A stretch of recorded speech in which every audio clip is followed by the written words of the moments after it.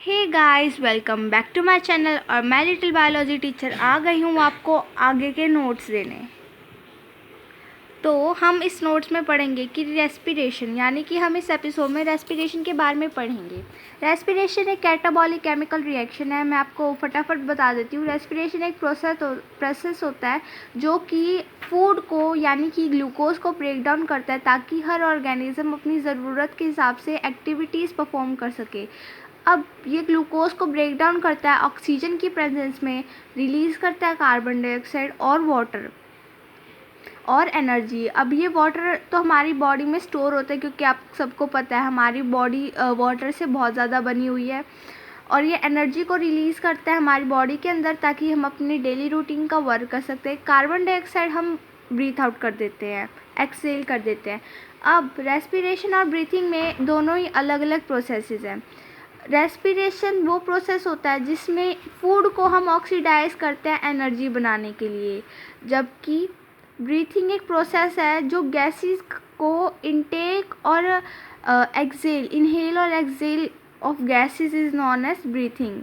तो ये सब होता है गैसेस की जो हम गैसेस को अपने अंदर लेकर छोड़ते हैं, उसको ब्रीथिंग कहते हैं, ना कि वो गैस लेकर जो हमारे अंदर प्रोसेस हो रहा है उस गैस के साथ उसको। तो ब्रीथिंग और रेस्पिरेशन बहुत अलग है। इसी तरह रेस्पिरेशन और फोटोसिंथेसिस में भी बहुत बड़ा डिफरेंस है। फोटोसिंथेसिस इसके बिल्कुल रिवर्स होती है। इसमें हम इनऑर्गेनिक कंपाउंड को लेते हैं ताकि हम ग्लूकोज यानी कि फूड बना सके, और रेस्पिरेशन में हम ग्लूकोज को लेते हैं ताकि वो टूटकर इनऑर्गेनिक मॉलिक्यूल्स बना सके, जिसको हमारी बॉडी एब्जॉर्ब करके हमारा वर्क करती है। अब ऑर्गेनिक मॉलिक्यूल्स जो रेस्पिरेशन में ज़रूरी होते हैं उन्हें हम रेस्पिरेटरी सबस्ट्रेट कहते हैं, जैसे कि ग्लूकोज, फूड और प्रोटीन। इसका क्या मतलब है कि और एक ऑर्गेनिक मॉलिक्यूल जिसे हम ऑक्सीजन की मदद से तोड़े और वो एनर्जी रिलीज़ करे, उस केमिकल ऑर्गेनिक मॉलिक्यूल को हम रेस्पिरेटरी सबस्ट्रेट कहते हैं। ग्लूकोज, फैट, प्रोटीन, कार्बोहाइड्रेट, ये सब क्या है? ये सब रेस्पिरेटरी सबस्ट्रेट है। ग्लूकोज इसमें सबसे कॉमन रेस्पिरेटरी सबस्ट्रेट है। अब ऑक्सीजन को यूटिलाइज किस तरीके से किया जाए, इसलिए हमारे रेस्पिरेशन को दो भागों में किया है अलग। एक है एरोबिक रेस्पिरेशन और एक है एनएरोबिक रेस्पिरेशन। एरोबिक रेस्पिरेशन बहुत सिंपल है, जिसमें ऑक्सीजन की ज़रूरत हो आपको एनर्जी रिलीज़ करने के लिए, उसे हम एरोबिक रेस्पिरेशन कहेंगे।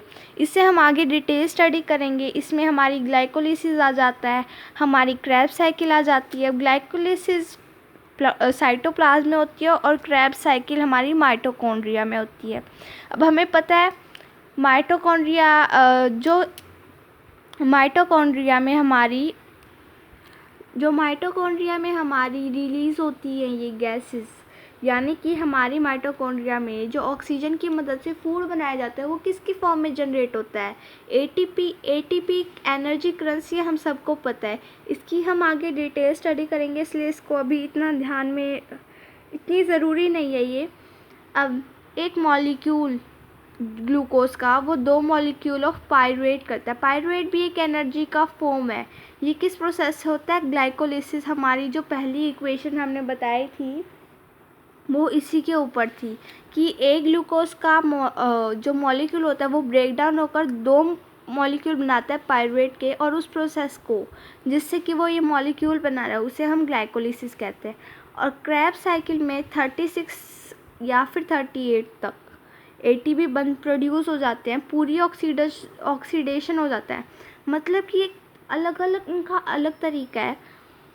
हमारी जो ग्लाइकोलिसिस का प्रोसेस है उसमें वो इतनी एनर्जी नहीं लेता, पूरा ग्लूकोज वो एब्जॉर्ब नहीं कर पाता हमारी बॉडी में, जिससे कि हमारे पास सिर्फ दो पायरुवेट होते हैं, मतलब इतनी एनर्जी नहीं होती।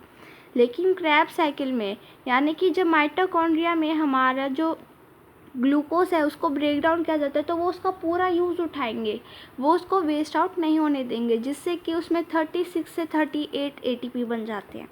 अब एरोबिक का स्टेप ग्लाइकोलिसिस। अब हम पढ़ेंगे ये ग्लाइकोलिसिस, ये क्रेब्स साइकिल, ये है क्या? ग्लाइकोलिसिस एक ग्लाइको मतलब शुगर होता है और लिसिस मतलब ब्रेकडाउन। शुगर की ब्रेकडाउन को हम ग्लाइकोलिसिस कहते हैं।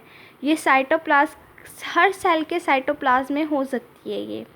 ये एरोबिक और एनारोबिक दोनों में ही कॉमन होती है ग्लाइकोलिसिस, क्योंकि ये ऑक्सीजन का तो इतना यूज़ नहीं करी कहीं से,